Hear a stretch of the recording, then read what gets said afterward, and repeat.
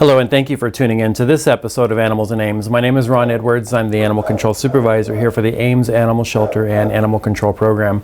Today's going to be a special show. We're going to give you an update of all of our furry friends that have recently had some surgeries, had some extra healing happening here at the Ames Animal Shelter with our partner vets that we work with here in the community and elsewhere. So it's going to be an update of some special furry friends that we have here. They all still need their forever homes. So come on down here to the shelter and take a look at these guys. So our first update that we're going to do for you today is Ivar. Ivar actually had a double FHO surgery, so that's the femoral head surgery that he had with our friends and partners at Blue Pearl. And we can't thank them enough for working with us and understanding that we're a shelter and we do have some limited donation funds to deal with it. But this kitty needed major surgery, and thanks again to our friends at Blue Pearl and of course all of our donors out there, we were able to get the surgery that this kitty needs to thrive. As you can see, this is a little bit of a wild child here. Kathy, our full-time animal control officer, is spending time with him, so appreciate Kathy being part of the show today. But Ivar, again, is a very wild kitty. He's on some cage rest right now, although you can't tell with his energy level, but he will he'll make a full recovery and be just a perfectly friendly, very exuberant house kitty. So if you're looking for a wild kitty to be in your house, and of course you want to make sure that Ivar is always indoors and never goes outside. And of course we want to make sure that Ivar keeps all of his claws. He was born that way. We want to make sure that he stays that way. So if you are interested here in Ivar, come on down to the shelter. He is 6 months old, and we are accepting applications for him. He has been neutered, but we're accepting adoption applications for him.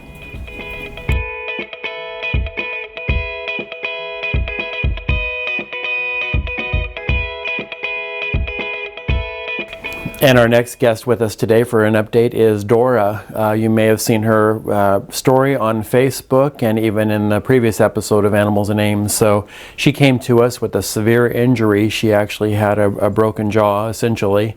There's much more better medical terms for it than that, but that's essentially what it was. She actually also went to our friends at Blue Pearl and had surgery, and she has a wire, probably can't see it in the show here, but she has a wire under her chin that actually is holding her jaw together right now. So she had the jaw was completely split in half and required that wire, and she's going to have that wire on for 6 to 8 weeks. She's eating perfectly fine. She's getting wet food every day, which she loves. But she is just a very, very special kitty. We are also accepting applications for her. We do have a few applications on file already, but we are accepting applications for her. She is just such a special kitty. She survived a horrific injury. We don't know what happened. The vet that examined her said that, it could have been inflicted by a person, and we're hoping that's not the case. Or she could have jumped off maybe like a second-story balcony or something and caused that injury to her head. But you can just see Kathy is just loving on her, and she is loving every minute of that. So so thankful for our staff here that just do such a good job, and Kathy is a perfect example of someone that has the biggest heart for these animals, so I couldn't be more proud of our staff. So if you are interested here in Dora, come on down to the shelter and you can fill out an application for her, or you can also fill out an application online at amesanimalshelter.org.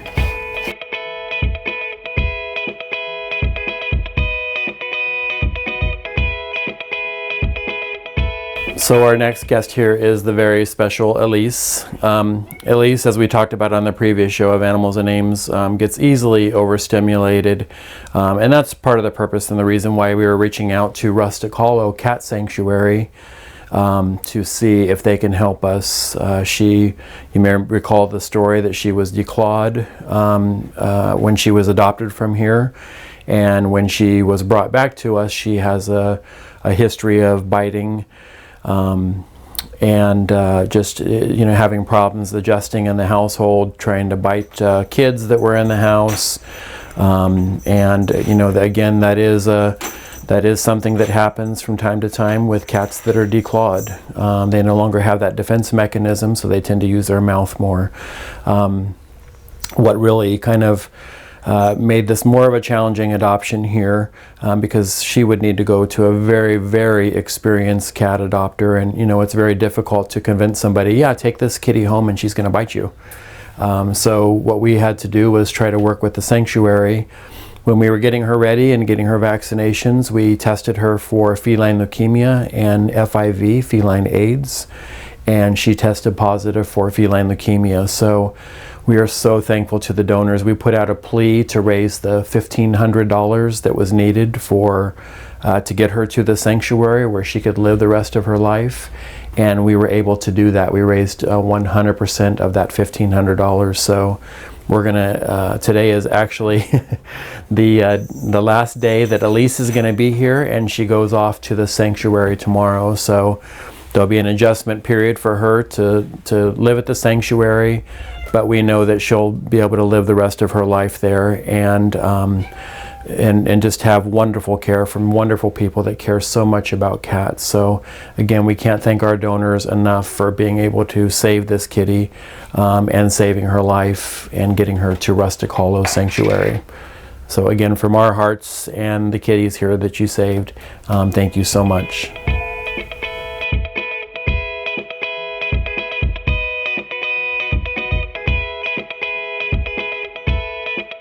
And our next guest today here is Zion. Zion has been with us for a while now. He actually came into the shelter on October 30th. He is the one, you may remember, that had the very large cancerous masses that were on his chest. And he also went to Blue Pearl and was able to get very, very important surgery for him, life-saving surgery. He is recovering very well. He is supposed to be on somewhat kennel rest, but as you can see, he's also got a lot of energy.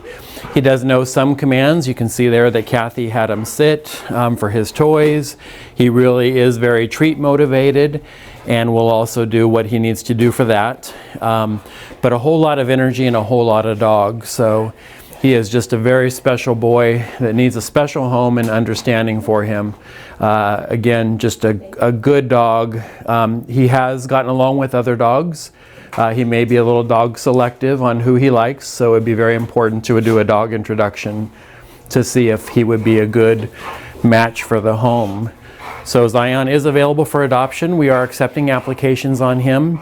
If someone has some prior experience dealing with this kind of a situation with his medical condition, and just the breed in general, we would definitely love to see those applications come through. We want to make sure that Zion finds the absolute best home possible.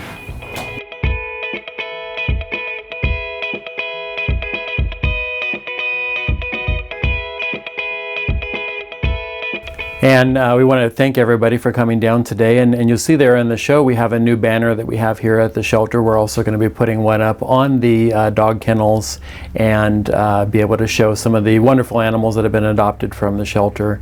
And just want to thank everybody. For us to be able to run a no-kill shelter here in the city of Ames, it takes you, it takes our adopters, it takes donors. It takes all the people, it takes the entire community to be a no-kill community, and we are so proud of the fact that we are saving so many lives here. That's our mission, that's our passion, that's our commitment to our furry friends here at the Ames Animal Shelter. And you saw some amazing creatures here today that if you wouldn't have donated, a lot of these animals would not be here with us for adoption today. So we talk about donations all the time, and I just can't tell you how much and how important it is that you help these animals. We have very generous funding from the city of Ames for our general fund, but doing these specialized surgeries and everything does require donations. So thank you, thank you, thank you. All of these animals you've seen today would not be here today if it wasn't for your donations. So again, thank you so much. They're alive today because of you. Thank you.